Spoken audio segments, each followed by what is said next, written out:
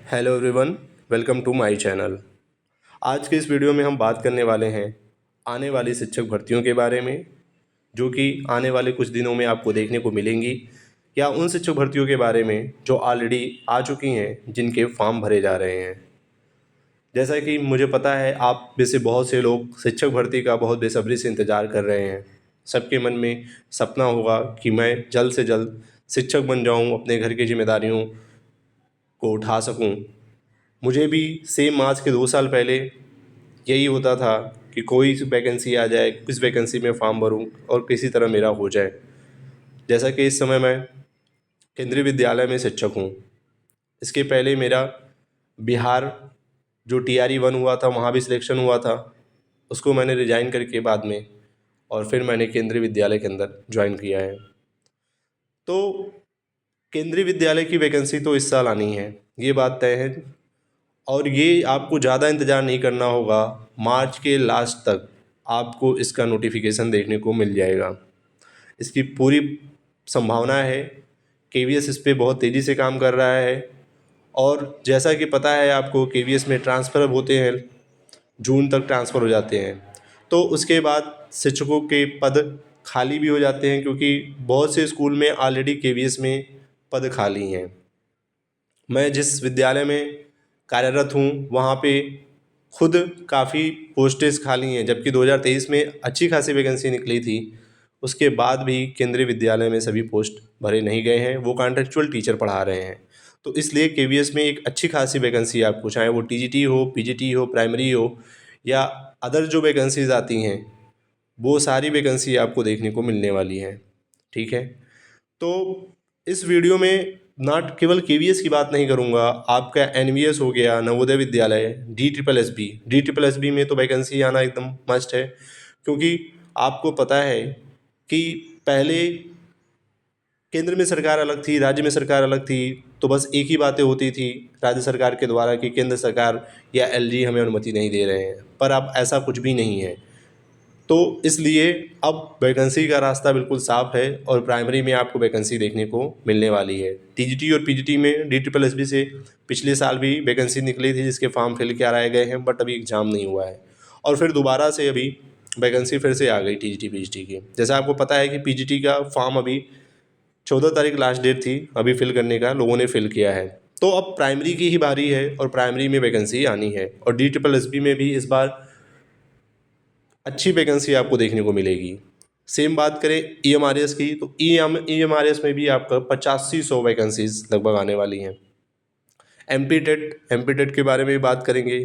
BPSC TRE 4, जैसा कि आपको पता है BPSC TRE 3 के काउंसलिंग हो गई लोगों के, कुछ दिनों में सबकी अपने अपने विद्यालयों में नियुक्तियां हो जाएंगी। उसके बाद BPSC TRE 4 पे काम हो रहा है। और बिहार से आपको पता है कि अच्छी खासी वैकेंसी निकली है, 80,000, लाख ऐसे, या लाख से भी ऊपर वैकेंसी निकली हैं।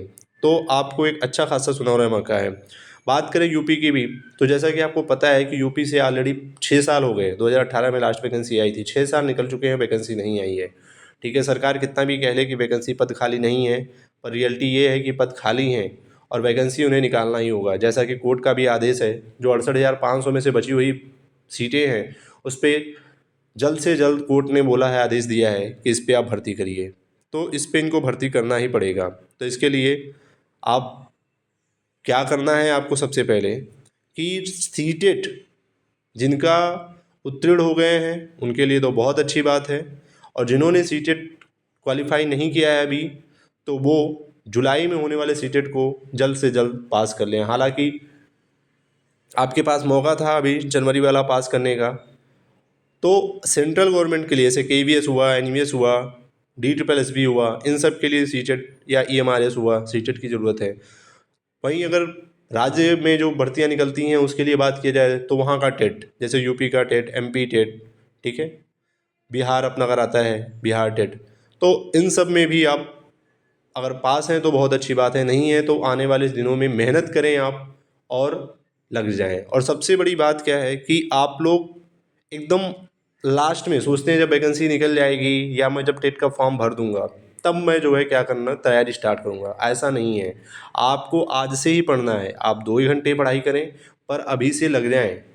ये मत सोचिए कि जब वैकेंसी आएगी मैं फॉर्म फिल करूँगा तब पढ़ूँगा, क्योंकि इतना ज़्यादा कंपटीशन है। कितने लोग ऑलरेडी पढ़ाई कर रहे हैं, कोचिंग ले रखी होगी, वो ऑफलाइन ऑनलाइन तैयारी में लगे हुए हैं। तो इसलिए आपको भी अभी से तैयारी शुरू कर देना है। वैकेंसी का इंतज़ार मत करिए, वैकेंसी आएगी इस साल और अच्छी खासी वैकेंसी आएगी, चाहे वो स्टेट गवर्नमेंट में हो चाहे वो सेंट्रल गवर्नमेंट में हो। और जो सबसे ज़्यादा इम्पॉर्टेंट है कि आपको वैकेंसी आने से पहले कौन से डॉक्यूमेंट तैयार करना है।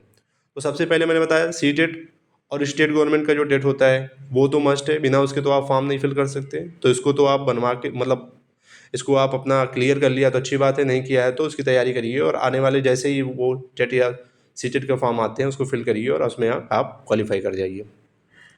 उसके बाद क्या है कि दूसरा है कि अपना कास्ट सर्टिफिकेट, जो लोग भी ओबीसी एससी एसटी कैटेगरी से बिलोंग करते हैं, ईडब्ल्यूएस कैटेगरी से बिलोंग करते हैं, आप अपना कास्ट सर्टिफिकेट बनवा के रेडी रखिए, ठीक है। तीसरा है डोमिसाइल, बहुत जगह डोमिसाइल भी लगता है, तो इस सर्टिफिकेट को मतलब आप कहाँ के स्थायी निवासी हैं इस सर्टिफिकेट को भी बनवा लीजिए। जैसा कि बिहार में तो मस्ट कर दिया है कि डोमिसाइल सर्टिफिकेट अपलोड करना पड़ता है, तो इसलिए इस सर्टिफिकेट को भी आप बनवा के रख लीजिए। ये सर्टिफिकेट क्या है, ये बहुत ज़रूरी है, इसलिए इसको पहले ही बनवा लीजिए। और केवीएस की वैकेंसी मार्च लास्ट तक आपको इसका नोटिफिकेशन देखने को मिल जाएगा। बाकी इस समय आसाम से 4500 टीचर की वैकेंसी आई है। जो लोग आसाम टेट क्वालिफाई कर रखा है वो आसाम में वैकेंसी को फिल कर सकते हैं। मध्य प्रदेश का आप देख रहे हैं, मध्य प्रदेश में वैकेंसी चल रही है, ठीक है। मिडिल स्कूल और प्राइमरी स्कूल टीचर में मतलब टीजीटी पीजीटी और प्राइमरी की वैकेंसी आ रखी है, जिसकी लास्ट डेट को बढ़ा दिया गया है, ठीक है। अभी 20 तारीख है, ठीक है, और करेक्शन की डेट 25 तारीख है। तो इसको भी आप अगर नहीं फिल किए हैं तो जल्द से जल्द फिल कर लें। इसके बारे में भी मैंने वीडियो ऑलरेडी अपने चैनल पे बना रखी थी, एमपी टेट की वैकेंसी जब आई थी तभी। और ईएमआरएस में टीजीटी पीजीटी की 8500 वैकेंसी आने वाली है। ये अच्छी खासी वैकेंसी होती है दोस्तों, ये इतनी वैकेंसी जल्दी आपको देखने को नहीं मिलेगी। तो आपके पास सुनहरा मौका है कि जल्द से जल्द इस फॉर्म को फिल कर लें, ठीक है। अभी तो नोटिफिकेशन आना बाकी है इसका, ईएमआरएस का जैसे आएगा आप फिल करिए। अच्छी जॉब है, सेंट्रल गवर्नमेंट की जॉब है, अच्छा खासा आपको सैलरी अलाउंस और अलग सुविधाएं मिलती हैं। इन सब चीज़ों के बारे में भी मैं वीडियो बनाऊंगा, आप मेरे चैनल को सब्सक्राइब कर लें। मैं आपको सारी जानकारी दूंगा कि आपको क्यों मेहनत करनी है, मैं दिखाऊंगा कि सैलरी कितनी मिलती है। और जैसा आपको पता है कि 8 पे कमीशन की बात भी हो गई है, तो हो सकता है कि नेक्स्ट ईयर से 8th पे कमीशन लागू हो जाए, फिर सैलरी में अच्छा खासा उछाल देखने को मिलेगा आपको। जो कि अभी 6वें वेतनमान से जब 7वां वेतनमान लागू हुआ था तो लगभग 2.38 गुना जो है सैलरी बढ़ गई थी। तो आप समझ सकते हैं अगर इतना भी बढ़ी तो प्रेजेंट सैलरी ही इतनी अच्छी खासी है, उसके बाद आने वाले सालों में आपको कितनी सैलरी मिलने वाली है।